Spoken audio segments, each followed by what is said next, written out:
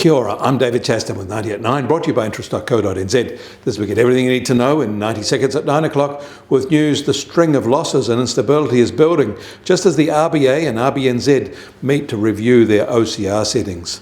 But first, in Japan, new official data shows that last week their government spent $34 billion intervening in foreign exchange markets to prop up the yen.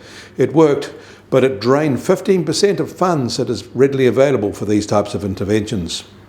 And Japanese industrial production surged unexpectedly in August to be 5.1% higher than a year ago, its best non-pandemic result since 2014. Meanwhile, Japanese retail sales rose 4.1% in August from a year ago, exceeding market consensus of 2.8% and following a 2.4% gain in July.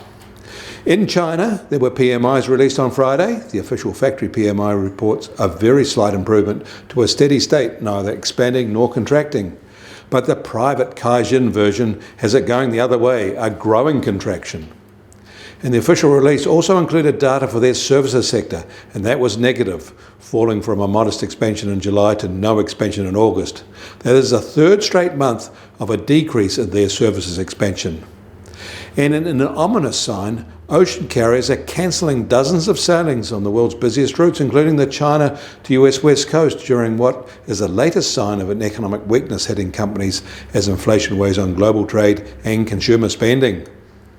In the US, the inflation measure the Federal Reserve takes note of, the PCE, slipped in August from July to be 6.2% higher than a year ago, but the core result rose slightly to 4.9% and stubbornly higher, they said. Meanwhile, the EU said its overall inflation rate rose to 10% in September. German inflation was higher at 10.9%, whereas French inflation was at 6.2%, which is about the lowest of the larger countries in the bloc. The US Treasury 10-year yield starts today at 3.83% and unchanged from this time Saturday. A week ago, it was 3.70%.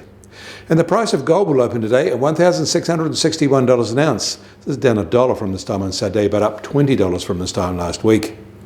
And oil prices start today unchanged from Saturday at just on $79.50 a barrel in the US, while the international Brent price has risen to just on $85.50 a barrel. These levels are similar to where we were last week and 8-month lows. And natural gas prices are still falling. So OPEC is reported to be considering a big production cut in an attempt to prop up prices. And the Kiwi dollar will open today at just under 56 US cents, and more than a cent lower than where we ended on Friday, and back to a 13-year low, pandemic accepted.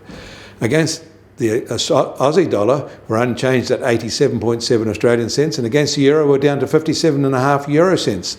That all means our trade weight index starts today at 66.3 and down 160 basis points in a week.